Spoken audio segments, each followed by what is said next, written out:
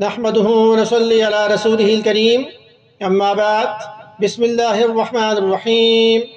عامر بن تغلب رضی اللہ عنہ سے روایت ہے کہ نبی اکرم صلی اللہ علیہ وسلم کے پاس کچھ مال آیا یا کوئی چیز آئی، آپ صلی اللہ علیہ وسلم نے بعض صحابہ کو اس میں سے عطا کیا اور بعض کو نہیں دیا۔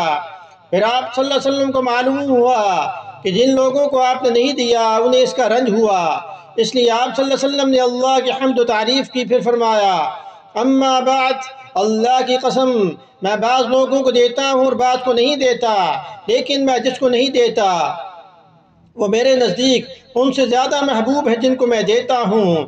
میں تو ان لوگوں کو دیتا ہوں جن کے دلوں میں بے صبری اور لالچ پاتا ہوں، لیکن جن کے دل اللہ تعالیٰ نے خیر اور بے نیاز بنائے میں ان پر بھروسہ کرتا ہوں۔ عامر بن تغلب رضی اللہ عنہ بھی انہی لوگوں میں سے ہیں۔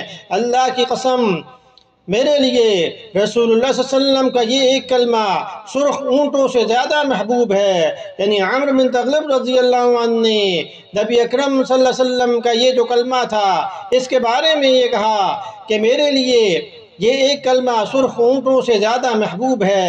بخاری شریف کی حدیث نمبر 923 میں اس کو جو روایت کیا گیا ہے۔ اللہ پاک ہمیں صحابہ کے نقش قدم پہ چلنے کی توفیق عطا فرمائے، سنت پر عمل کرنے کی توفیق عطا فرمائے۔ صحابہ وہ صحابہ کے جن کی ہر صبح عید ہوتی تھی، خدا کا قرب حاصل تھا، نبی کی دید ہوتی تھی، رضی اللہ عنہم ورضوا عنہ۔ اللہ پاک عمل کی توفیق عطا فرمائے۔ وما علینا الا البلاغ المبین۔